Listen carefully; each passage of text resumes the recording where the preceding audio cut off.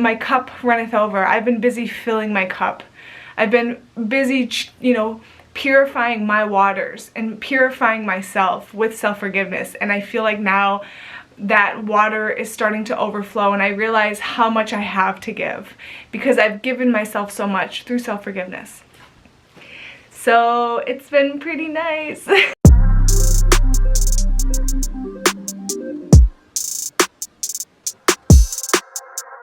Happy day 14.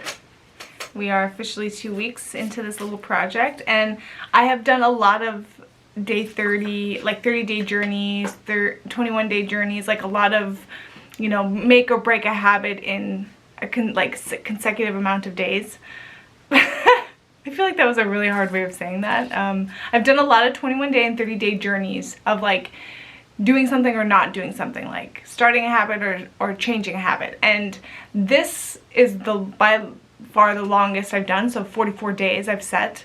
And I'm finding it very easy. Like, it's just flowed very nicely, and it's been fulfilling. And it's like every day fulfills me more to do the next day. It's not like my previous experiences with like 21-day or 30-day challenges where it was like I had to push and I had to fight and I had to just like grind and I had to just keep going and just, you know, like keep just like pushing. Like, it's not a push, it's a flow. It's very easy, it's very fun, it's very enjoyable, it's very different. And I'm totally embracing it, so it's cool. So day 14. Let us see what we have in store. So I usually just like fan them out and just pick a card.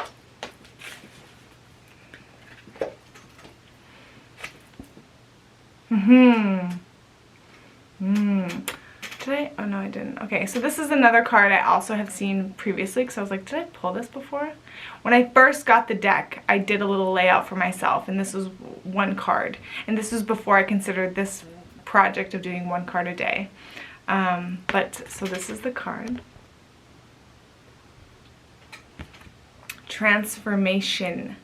Things are changing at a cellular level. Deep healing. Yeah, I can very much relate to that. I feel like not only in the last decade have I been deliberately walking a point of self-transformation with, you know, I mean, if you've known me at all, I would say before the last decade, you know I went through something. You know, 10, 11 years ago, I shaved my head, I left my job, I went to a farm in South Africa. I all of a sudden was proclaiming some very like radical ideas about what I saw was valuable in life, and a lot of people were shook. A lot of people were like, what the fuck is going on? What is happening? And I have been walking a path since then of deliberate self-transformation, utilizing tools of like self-forgiveness, self-responsibility, self-honesty, writing, and just like becoming very deliberate in reflecting on who I am in every moment, who I am in life.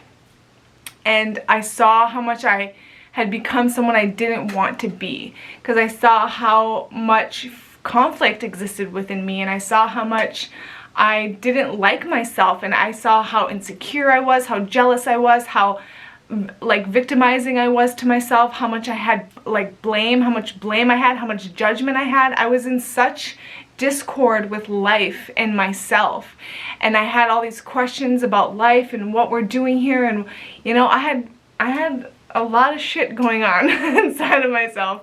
And so I deliberately started walking a process of changing myself and challenging myself and challenging who I am, and considering how what I accept and allow creates, you know, who I am and the life around me and the life that I see. And also seeing a greater responsibility within that, knowing that I am one part of the whole and I do influence the greater, and so who I am matters. And so I saw that point of responsibility not only on an individual level but on a greater level. And so I have been walking a path and a process of self-transformation for the last over decade. And so if you knew me back then, you know.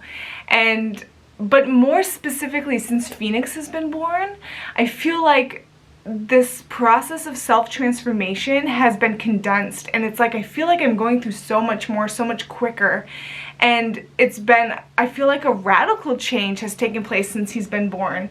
I'm wearing jewelry, and I'm like wearing more colorful clothes, and I'm dancing around the house, and I'm being on camera and allowing myself to be expressive with you, and that is not something I was allowing of myself 6 months ago. So it's like all of a sudden I feel like I did come alive, and all of a sudden like I am blooming, and all of a sudden I'm like seeing just more specifically who I want to be and what I want to create and contribute in this world, and the potential I see of this world. And so it's like, yeah, this process of transformation has been long coming, but also, or ongoing, I should say. It's been long ongoing, but it's even like more clearly happening recently, and I've been fucking loving it. I've been really enjoying it. And I'm still facing challenges in myself. I'm still facing my ego. I'm still facing this idea that I'm somehow separate from life or others. I'm still facing competition and jealousy and specialness and my ego. I'm still facing those aspects, but I feel stronger in a sense of knowing how I'm able to realign myself into who I really am and want to be, which is nourishing and like life-giving.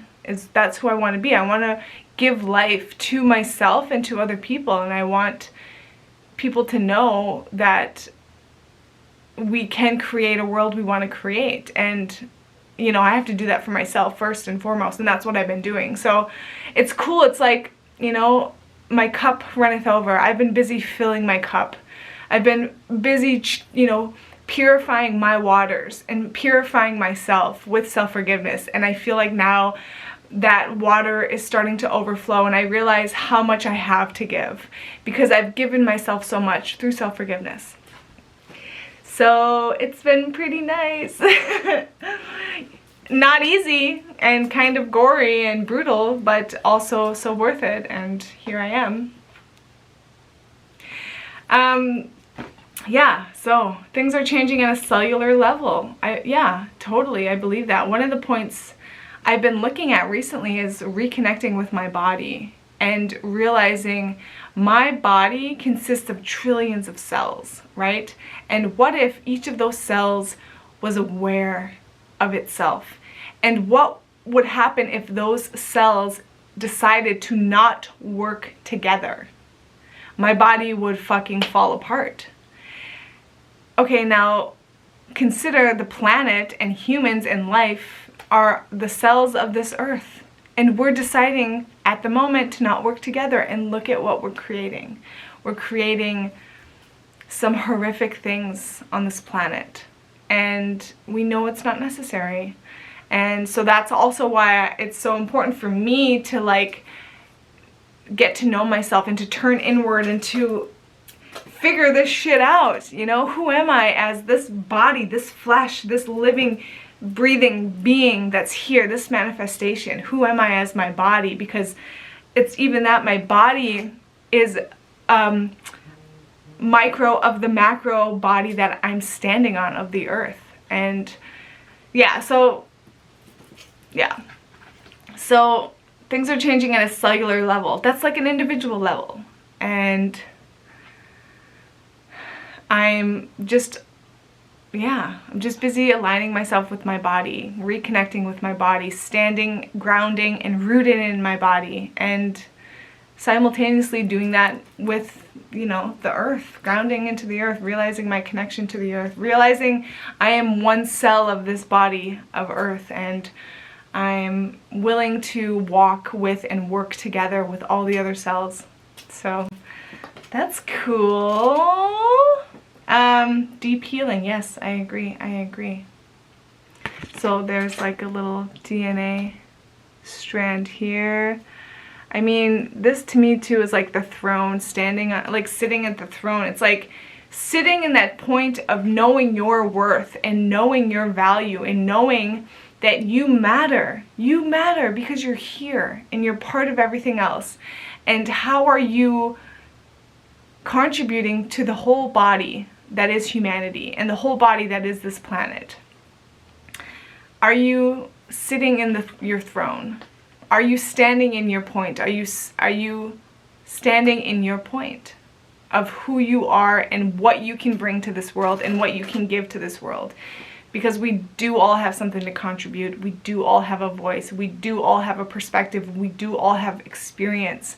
And we have learned so much from our life. And your experience matters because you've developed insights and realizations through that. And you can share with someone and you can enrich and enlighten someone else. So, cool. Okay, see you tomorrow. Hi, I did want to share one more thing. In terms of your cells in your body, I read something along the lines of your cells in your body are completely like shed or changed every 7 years. So you have a completely new body with new cells every 7 years. So you are not the same person technically that you were 7 years ago. And so it's this idea that we are always shedding our skin. We are always transforming. We are always changing. And so to resist change or to think that things always stay the same is not totally accurate. And also to realize that your body is working to purify you. And, you know, what would happen if we were to work in sync with our body? What would happen if we were to start becoming aware of our body and start honoring and listening to our body and communicating with our body and hearing what our body has to say, because our bodies are communicating. And any dis-ease or discomfort that we feel is the body screaming out for our attention. And so, you know, we need to listen. And this is something I've only been able to do recently. I, for many years, felt like I didn't have the relationship I knew I could with my body in terms of working with pains and discomforts and sickness and like what is it that is showing me, you know, because from my perspective, it's showing me where I'm not in alignment with something. And so only recently I've been able to now start slowing myself down enough and trusting myself enough to work with the pains in my body. You know, when a pain comes up, to look at what is this and see what comes up and see and trust myself to know that, okay, this is what's going on. This is where I need to correct some behavior, some thinking, some ideas that I have. So just wanted to throw that out there. Okay.